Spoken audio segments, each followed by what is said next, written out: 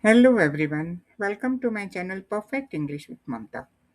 On this channel, I explain prose, poetry, and grammar in the simplest way possible, helping you understand concepts clearly and write perfect answers in your exams. Let's start today's lesson and enjoy learning English like never before. Hello everyone, today we are learning a beautiful poem written by William Shakespeare, The Seven Ages of Life. All the world's a stage. According to Shakespeare, human life is transitory. There is nothing permanent in it. This poem is based on a speech given by a character Jaques, who is a cynic in the well-known play As You Like It. For Jaques, there is nothing noble or praiseworthy in a man's life. He makes fun of all the seven ages of man and calls birth as entry and death as exit. In this drama of life, each one of us plays seven distinct roles. This, according to the author, is the seven ages of man. These seven roles begin at birth and end with death. Stage 1. Infancy. Human birth is the entry of man in the first stage of life. The baby is completely helpless. It cries, drinks milk, and depends entirely on others. It cannot walk, talk, or understand anything. Humans begin life in weakness and innocence, needing full care and protection. Stage 2. Schoolboy. At this stage of life, the child is introduced to the world of discipline, order, and routine. The carefree days of infancy are over, and school starts in the life of a child. Naturally, the child takes to whining and complaining about the forced routine. The child grows and starts going to school. He walks slowly and unwillingly, creeping like a snail. He carries a school bag and goes to school with a sad face. Children often dislike studies and prefer playing. Stage 3. The lover. Teenagers in medieval times were accustomed to the social etiquette of wooing a lady. In youth, the person becomes a romantic lover. He is full of emotions and dreams. He writes poems for his beloved and sighs deeply, showing intense feelings. This stage represents passion, imagination, and strong emotions of young adulthood. The next stage Shakespeare talks about in the poem is that of a young soldier. In Old England, young men were trained for combat. The young adult becomes brave, aggressive, and ready to fight. He seeks honor and reputation. He is quick to anger and willing to risk his life in the cannon's mouth. This stage shows courage, ambition, and sometimes foolish bravery.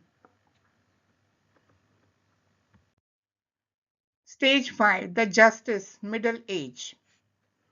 Middle age has hardly changed over the centuries.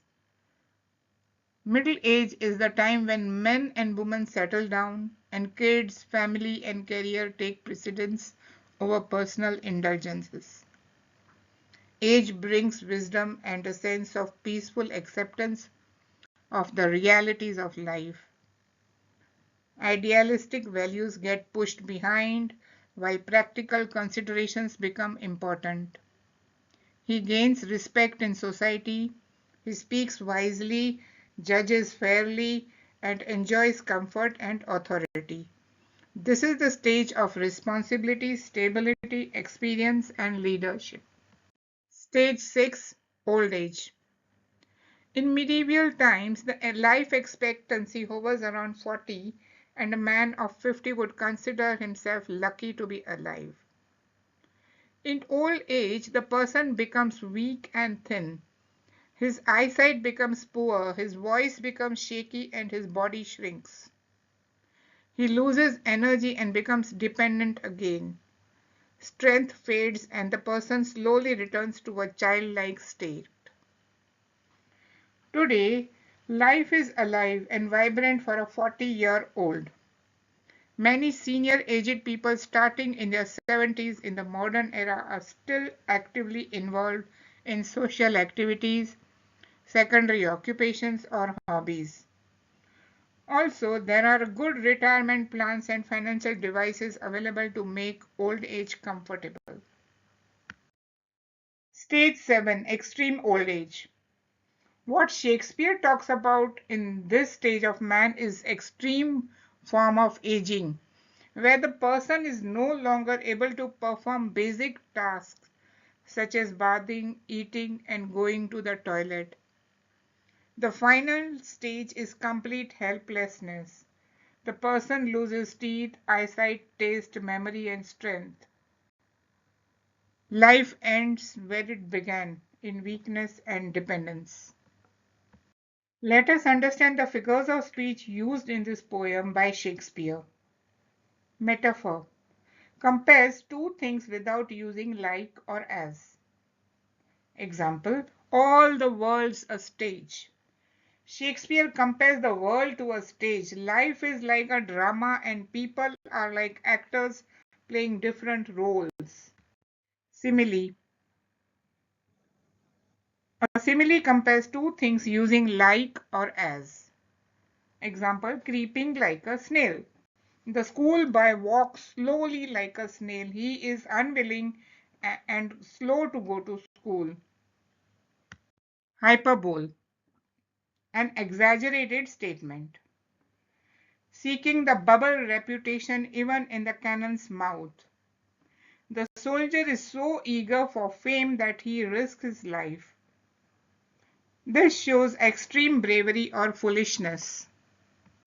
Repetition of same consonant sounds like shrunk, shrank plays his part, mewling and puking. Repetition adds rhythm and musical quality. Personification is giving human qualities to non-human things. Sighing like furnace. The lover's sighs are compared to a furnace. Symbolism. Using symbols to represent ideas. For example, stage, the world. Actors, human being. 7 ages, stages of life. These are the symbols used by Shakespeare in this poem.